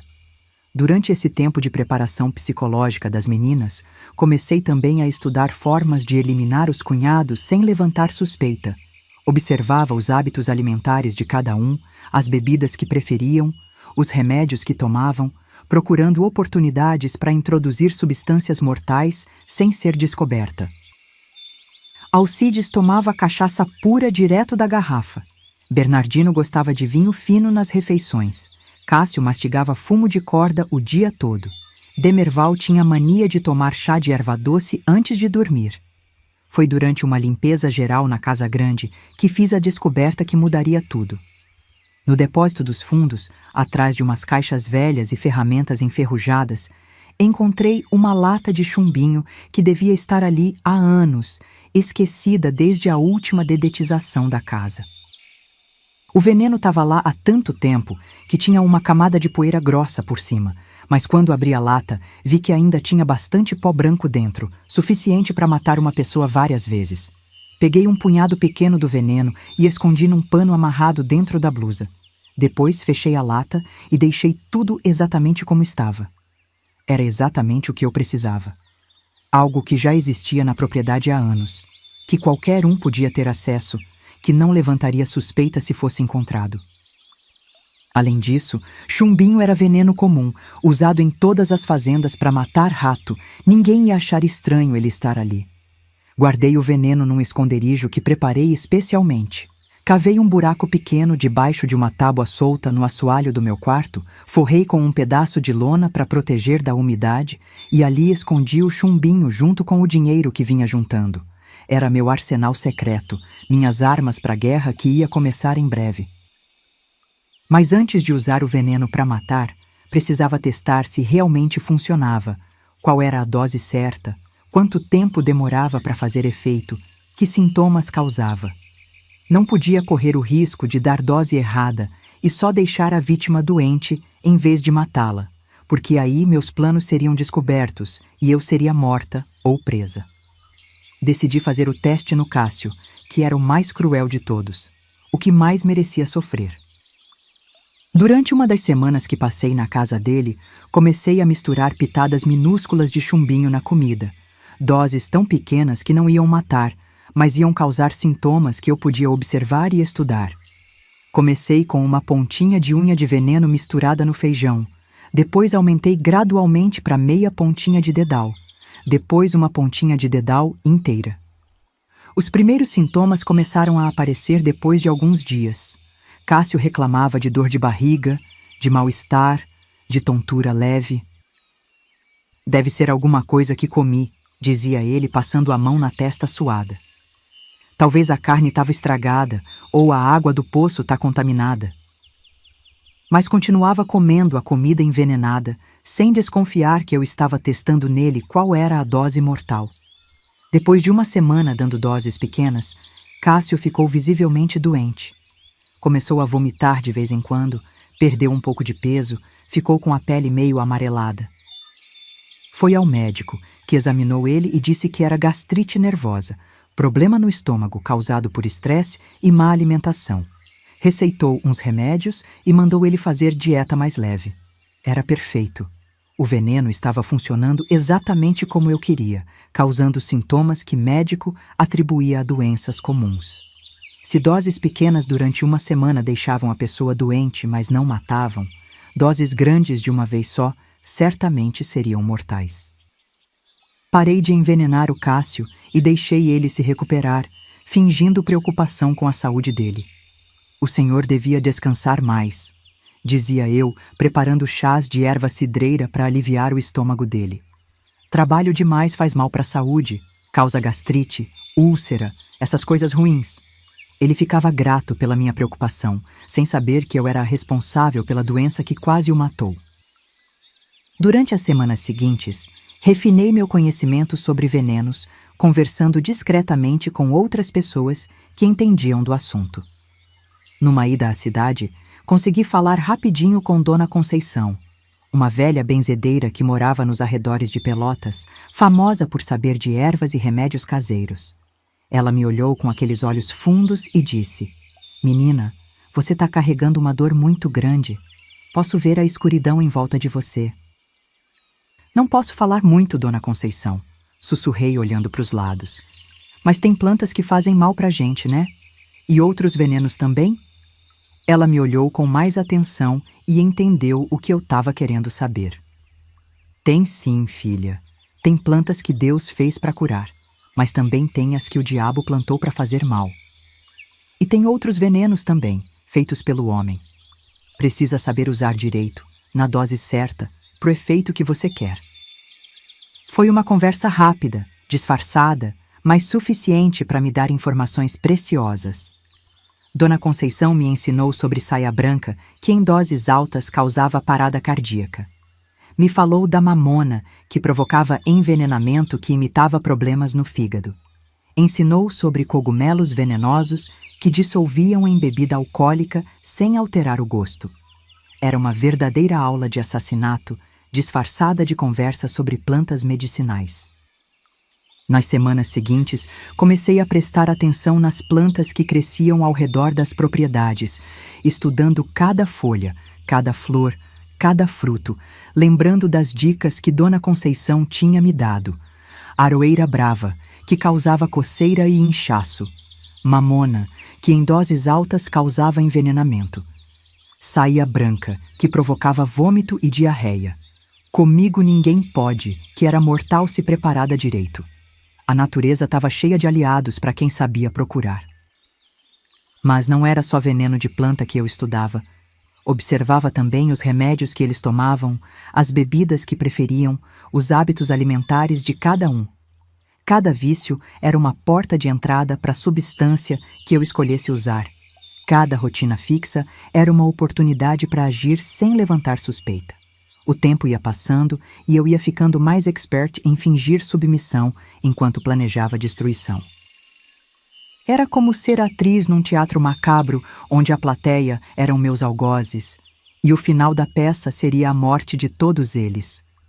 Tinha que ser convincente, tinha que ser perfeita, porque qualquer deslize podia arruinar tudo e me custar a vida, ou pior, a vida dos meus filhos. Durante as noites longas de insônia, deitada ao lado de qualquer um dos 4 demônios, eu elaborava cada detalhe do meu plano. Não podia matar todos de uma vez, porque ia levantar suspeita. Tinha que ser gradual, espaçado, parecendo morte natural ou acidental. Também tinha que pensar na sequência.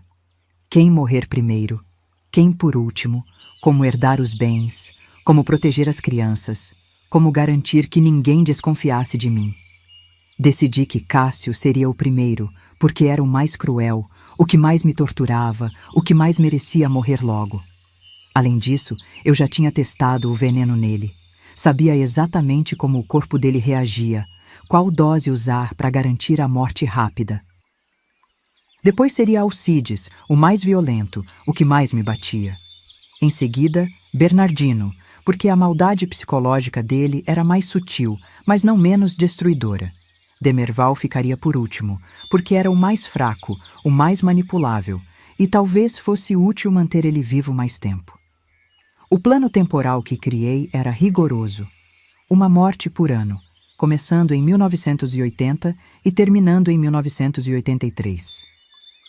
Era tempo suficiente entre cada morte para não levantar suspeita, mas rápido o suficiente para proteger minhas filhas antes que chegassem à idade que os tios consideravam adequada para abuso. Maria fazia 15 anos em 1981, então Cássio e Alcides tinham que morrer antes disso. Luísa fazia 13 em 1983, então todos tinham que estar mortos antes dessa data. Antes de executar qualquer parte do plano, precisava ter certeza de que não ia ser descoberta, de que não ia deixar rastro, de que ia conseguir explicar cada morte de forma convincente. Comecei a estudar os sintomas de diferentes venenos, comparando com doenças naturais que pudessem ser confundidas. Veneno de mamona imitava cólica intestinal. Chumbinho parecia ataque cardíaco. Algumas plantas causavam sintomas parecidos com pneumonia ou derrame. Agora me digam uma coisa. Vocês acham que eu fiz errado em decidir matar meus cunhados? O que vocês teriam feito no meu lugar para proteger as filhas? Comentem aí, quero saber mesmo. Durante os últimos meses de 1979, finalizei todos os preparativos para começar minha vingança. Tinha estudado cada cunhado, descoberto suas fraquezas, testado os venenos, planejado a sequência das mortes. Sabia exatamente como ia agir, quando ia agir, onde ia conseguir os materiais necessários. Tinha até pensado nas desculpas que daria depois de cada morte, nas lágrimas falsas que choraria, nas encenações que faria para convencer todo mundo da minha inocência. O ano de 1980 se aproximava, e com ele chegaria o momento de começar a executar o plano que vinha preparando há meses. Cássio seria o primeiro a pagar pelos crimes que tinha cometido contra mim. O primeiro a descobrir que a mulher submissa que ele torturava durante anos tinha se transformado numa assassina implacável. Mas antes de agir, precisava esperar a oportunidade perfeita, o momento exato em que pudesse envenenar ele sem risco de ser descoberta. Era questão de tempo e paciência. Logo, muito logo, a justiça divina ia precisar de uma ajudinha humana, e essas mãos que eles usaram para me bater iam ser as mesmas que iam preparar o veneno que ia mandar cada um deles para o inferno onde mereciam estar. A vingança estava chegando, e quando chegasse, seria implacável, definitiva e perfeitamente planejada. A primeira oportunidade perfeita para executar minha vingança chegou numa noite quente de dezembro de 1980, véspera de Natal, quando Cássio tinha bebido mais que o normal durante o dia e me chamou para o porão maldito dele com aquele sorriso diabólico que eu conhecia bem. "Hoje vamos fazer algo especial, Nivalda", disse lambendo os lábios. Uma brincadeira nova que aprendi com um amigo de Porto Alegre. Meu estômago gelou porque eu sabia que quando ele falava em brincadeira nova, significava tortura pior que as anteriores. Desci aqueles degraus de madeira rangendo, pisando naquele chão frio de terra batida, sentindo o cheiro de mofo e maldade que impregnava o ambiente.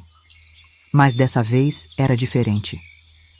Dentro da blusa, amarrado num pedaço de pano, estava uma dose generosa de chumbinho que ia acabar com aquele demônio para sempre.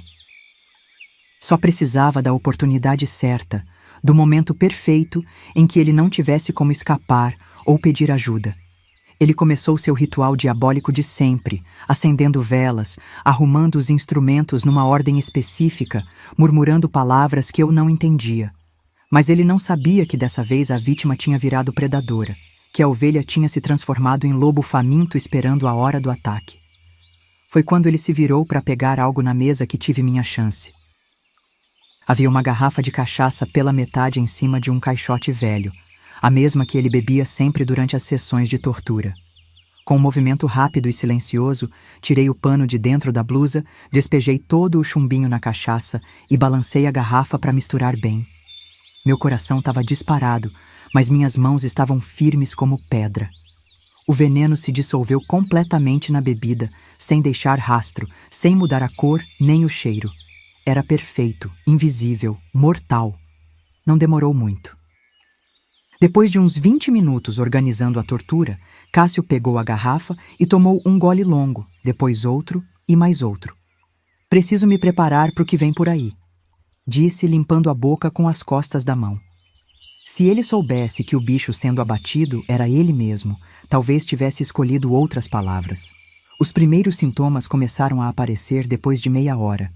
Ele começou a reclamar de dor de barriga, de náusea, de tontura. "Deve ser algo que comi no almoço", murmurou passando a mão na testa suada. Mas continuou bebendo da garrafa envenenada, achando que a cachaça ia aliviar o mal-estar. Em 1 hora, o veneno já estava fazendo efeito completo. Cássio começou a vomitar violentamente, dobrado de dor, suando frio, tremendo como vara verde. "Algo tá muito errado", gemia se segurando na parede. "Sinto como se tivesse fogo queimando por dentro." Eu fingia tentar ajudar, oferecia água, sugeria chamar médico, mas por dentro estava celebrando cada espasmo de dor que via naquele corpo maldito. O veneno continuou fazendo seu trabalho implacável. Cássio começou a ter convulsões, espuma na boca, olhos revirados. O corpo dele se debatia no chão como peixe fora d'água, numa dança macabra da morte que se aproximava. Quando tudo acabou e ele parou de se mexer, ficou ali estendido no chão frio do porão, com os olhos abertos encarando o teto, eu senti um alívio tão grande que tive vontade de gritar de alegria. Subi correndo as escadas, atravessei a casa gritando por socorro, bati na porta dos vizinhos mais próximos pedindo ajuda. Seu Cássio passou mal no porão, chorava fingindo desespero. "Acho que foi alguma coisa que comeu, ou bebeu demais, não sei. Ele tá caído lá embaixo, não responde quando chamo." Era a encenação perfeita de mulher desesperada tentando salvar o homem da casa. O médico que veio examinar o corpo confirmou o que eu esperava. Envenenamento, provavelmente acidental, causado por comida estragada ou bebida contaminada. Acontece muito no interior, explicou para os outros cunhados que tinham chegado correndo quando souberam da notícia. Cachaça mal fabricada, água de poço contaminada, conserva azeda. O organismo não aguenta e entra em choque. Alcides, Bernardino e Demerval ficaram abalados com a morte do irmão, mas não desconfiaram de mim nem por um segundo. Afinal, quem ia suspeitar de uma mulher submissa, espancada, humilhada, que nunca tinha mostrado sinal de rebeldia ou inteligência? O velório foi grande, com gente da cidade inteira, porque os Correia eram família tradicional e respeitada. Eu chorei muito durante a cerimônia, lágrimas de alegria disfarçadas de tristeza. Com a morte do Cássio, herdei um quarto de todas as propriedades da família. Era a minha primeira prova de que conseguia executar um assassinato perfeito, sem deixar rastros nem levantar suspeitas. Mais importante ainda, minhas filhas estavam um pouco mais seguras, porque um dos predadores que planejava abusar delas tinha sido eliminado. O sistema mudou um pouco depois da morte do Cássio. Agora eu ficava 2 semanas na Casa Grande, uma semana com Alcides, uma com Bernardino e a última com Demerval. Era um alívio não ter mais aquele porão maldito, aqueles rituais diabólicos, aquelas torturas refinadas. Mas os outros cunhados não ficaram mais fáceis de aguentar. Pelo contrário, pareciam mais violentos, mais possessivos, como se a morte do irmão tivesse despertado neles medo de perder o que consideravam propriedade. Esperei pacientemente até o final de 1981 para executar a segunda morte. Alcides seria o próximo, e a oportunidade perfeita apareceu numa noite de temporal, quando ele voltou encharcado do campo depois de socorrer gado que tinha fugido com os trovões. Ele estava com febre, tossindo, reclamando de dor no peito. "Pega uma cachaça bem forte", ordenou tirando a roupa molhada. "E esquenta com mel e ervas, que esse frio entrou no osso." Era a chance que eu esperava.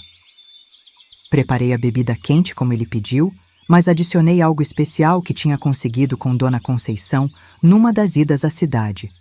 Pó de folha de saia branca que em dose concentrada causava parada cardíaca, imitando perfeitamente ataque do coração natural. Misturei bem no mel quente, onde o gosto amargo ficou disfarçado. "Bebe tudo enquanto tá quente", disse entregando a caneca fumegante. "Vai fazer bem pro peito, quebrar essa gripe antes que piore." Ele bebeu tudo de uma vez, reclamando do gosto ruim, mas achando que era das ervas medicinais. 1 hora depois, ele começou a sentir os primeiros sintomas: dor no peito, falta de ar, suor frio. A morte dele foi mais rápida que a do Cássio, mais parecida com ataque cardíaco mesmo. Em 2 horas estava tudo acabado. O médico diagnosticou infarto fulminante, causado pelo esforço físico no frio da chuva, combinado com o excesso de álcool ao longo dos anos. Homens da idade dele, que trabalham pesado e bebem muito, são propensos a esse tipo de ataque cardíaco, explicou para os familiares e amigos que vieram para o velório. Ninguém desconfiou de nada. Eu era viúva do segundo cunhado, herdeira de metade da fortuna dos Correia. Durante 1982, me comportei como viúva enlutada, respeitosa, submissa. Chorava quando achavam que devia chorar, trabalhava sem reclamar, obedecia sem questionar. Era performance tão convincente que até eu mesma às vezes esquecia que estava representando. Mas por dentro continuava planejando a terceira morte, observando Bernardino, esperando a próxima oportunidade. A morte do Bernardino aconteceu no final de 1982, envenenado com pó de cogumelo venenoso que misturei no vinho argentino que ele adorava beber sozinho no escritório. Ele tinha o hábito de apreciar a bebida enquanto lia livros ou cuidava de papelada dos negócios. Era momento de solidão total, quando ninguém o incomodava, quando eu podia agir sem testemunhas. Durante a semana que passei na casa dele, estudei cada movimento, cada rotina. Toda noite ele escolhia uma garrafa na adega, abria na cozinha e levava para o escritório. A oportunidade perfeita apareceu numa quinta-feira chuvosa, quando ele chegou querendo relaxar com um vinho especial. Esperei ele descer na adega, me posicionei na cozinha e, quando ele saiu para buscar a taça, despejei todo o pó de cogumelo venenoso no gargalo da garrafa.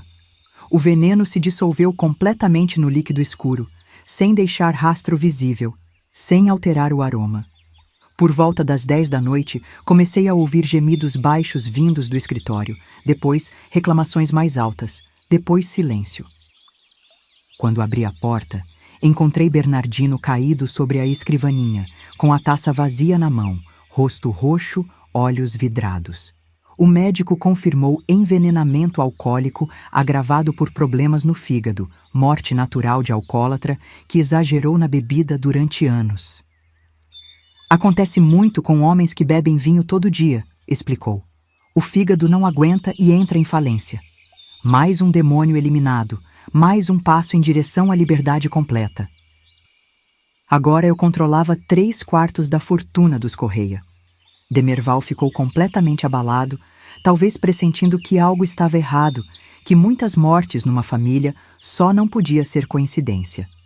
Ele me vigiava mais de perto, fazia perguntas estranhas sobre minha rotina. Mas eu continuava sendo a atriz perfeita, a viúva enlutada que jamais seria capaz de matar uma galinha, quanto mais 3 homens. A morte final aconteceu no início de 1983. Demerval tinha mania de tomar chá de erva doce antes de dormir, ritual sagrado que repetia todas as noites sem exceção. Era rotina tão fixa que podia ser explorada facilmente. Voltei a procurar Dona Conceição, que me deu pó de semente de ricino concentrado. 2 colheres misturadas na erva doce, instruiu. Vai demorar umas 3 semanas para fazer efeito, mas quando começar, não tem volta. Era perfeito. Veneno de ação lenta que ia matando aos poucos, sem levantar suspeita. Na primeira oportunidade, contaminei toda a erva doce que ele guardava na cozinha. Misturei o pó venenoso entre as folhas secas, balancei bem o pote e arrumei tudo exatamente como estava antes. Durante as 3 semanas seguintes, assisti Demerval ir definhando lentamente, perdendo peso, reclamando de dor de barriga, de mal-estar constante. Ele ia ao médico que receitava remédio para gastrite, para úlcera, mas nada adiantava porque a causa real era veneno acumulando no organismo dele dia após dia. Quando ele finalmente morreu, depois de 1 mês de sofrimento gradual, eu era oficialmente a última sobrevivente da geração adulta dos Correia. Viúva 4 vezes, herdeira de um império rural gigantesco, mãe de 7 filhos que agora dependiam só de mim para tudo. Era a liberdade que eu tinha conquistado com sangue e veneno, mas era a liberdade verdadeira, completa, definitiva.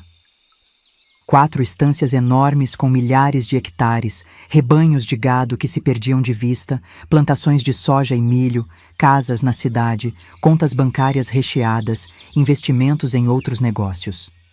Os primeiros anos depois da última morte foram os mais difíceis, porque tinha que aprender a administrar tudo sozinha, sem conhecimento de negócios, sem experiência em lidar com grandes quantias de dinheiro. Mas eu era inteligente, determinada, e tinha a motivação de proteger meus filhos e garantir futuro digno para eles. Contratei administradores honestos, aprendi sobre pecuária e agricultura, me tornei empresária respeitada. Os filhos reagiram de formas diferentes à nova situação.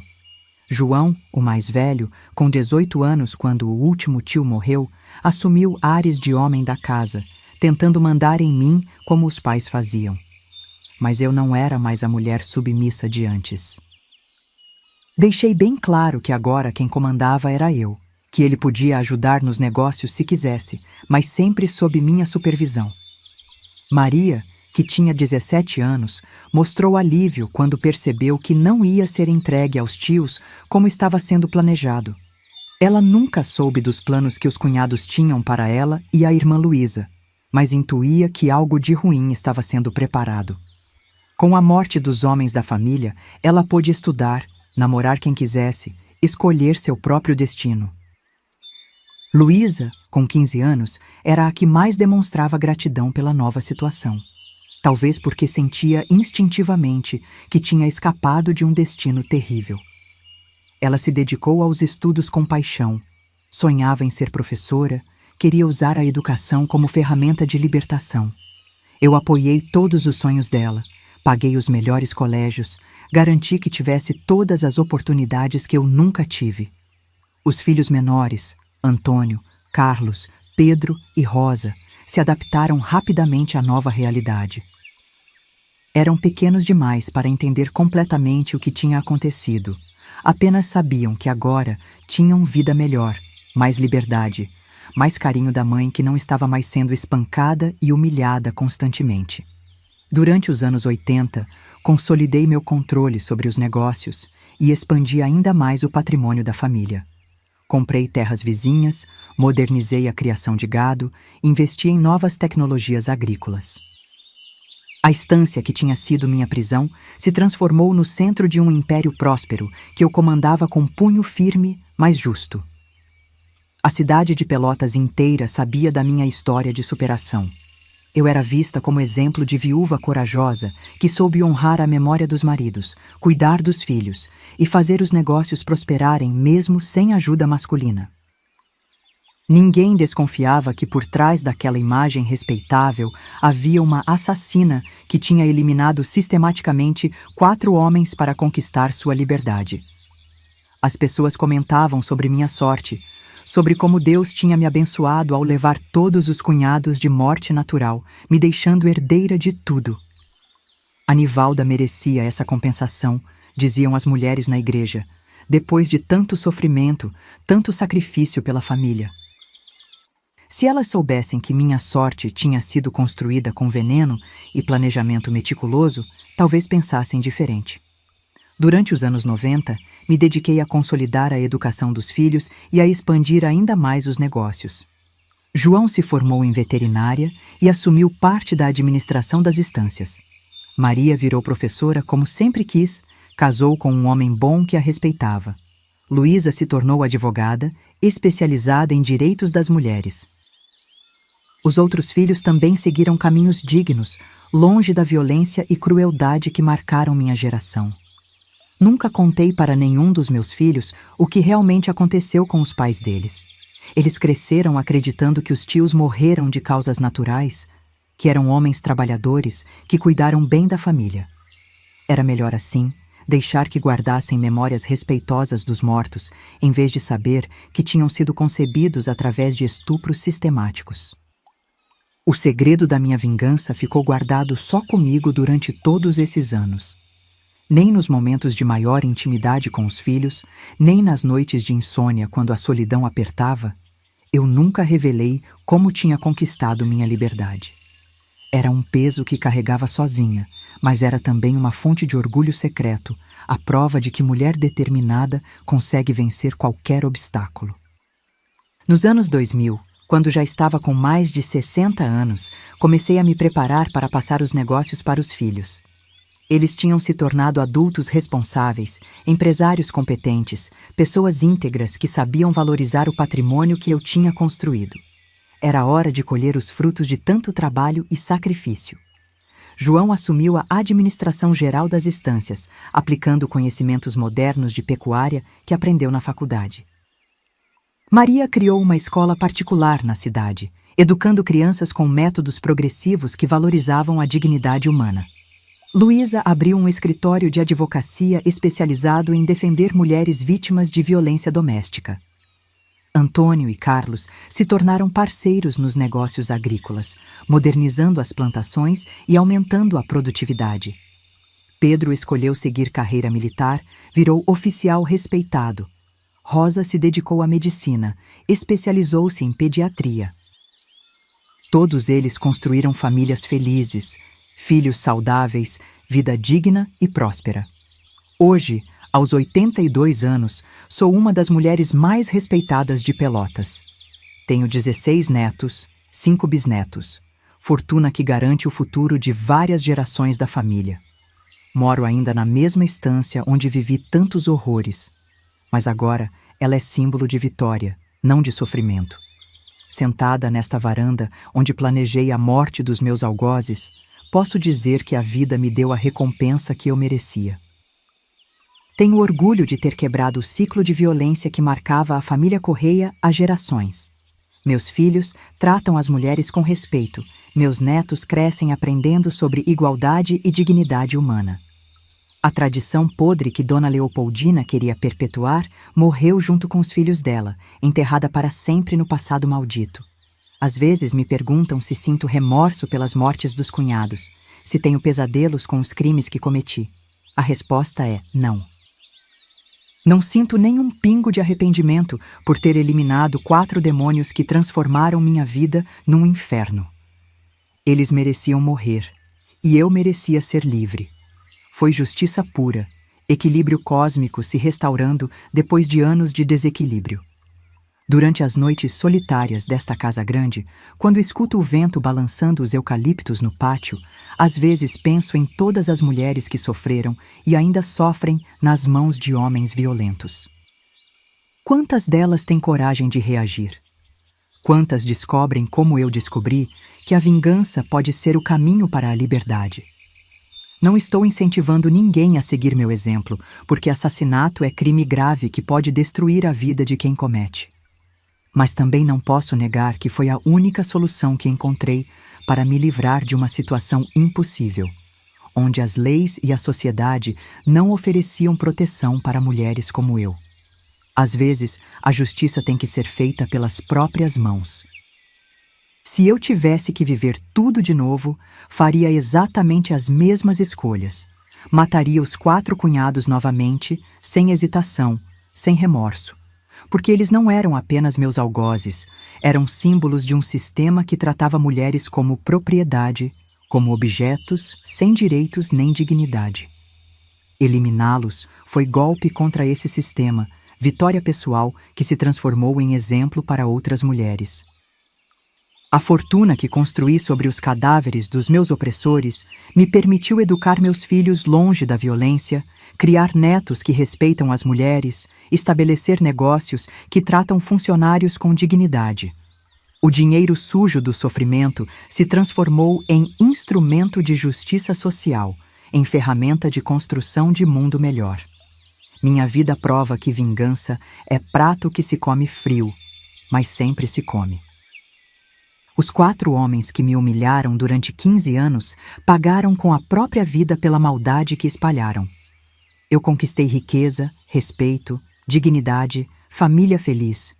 Meus filhos e netos vivem em mundo melhor porque eu tive coragem de eliminar os demônios que infectavam nossa linhagem. Quando eu morrer, e esse dia não deve estar muito longe considerando minha idade, quero ser enterrada aqui mesmo na estância, debaixo da sombra da aroeira grande onde enterrei os primeiros gritos de socorro que ninguém ouviu. Quero que meu túmulo seja lembrete permanente de que justiça às vezes demora, mas sempre chega, e que mulher determinada é capaz de qualquer coisa quando luta pela própria dignidade. Esta é minha história, contada pela primeira vez em público depois de 40 anos de segredo. Não sei se vão me julgar como heroína ou como criminosa, não me importo com a opinião de quem nunca passou pelo que eu passei. Só sei que sou livre, que meus filhos são livres, que as próximas gerações da família nunca vão conhecer o tipo de sofrimento que eu conheci. Eu sou Nivalda Correia dos Santos, tenho 82 anos, e essa é a história de como me livrei de 4 homens que me tratavam como objeto. Se vocês querem ouvir mais histórias de mulheres que não se deixaram quebrar, se inscrevam agora no canal Vovós do Brasil. Aqui a gente prova que vingança é um prato que se come frio, mas sempre se come. E não se esqueçam de clicar nesses quadrados que estão passando aí na tela agora. Ali vocês vão encontrar mais histórias de mulheres guerreiras como eu, que enfrentaram o mundo com coragem e determinação. Histórias de superação, de vingança, de vitória contra todas as adversidades. Porque nós, mulheres brasileiras, somos forjadas no ferro e temperadas no fogo, e quando decidimos lutar, não existe força no mundo que nos derrube.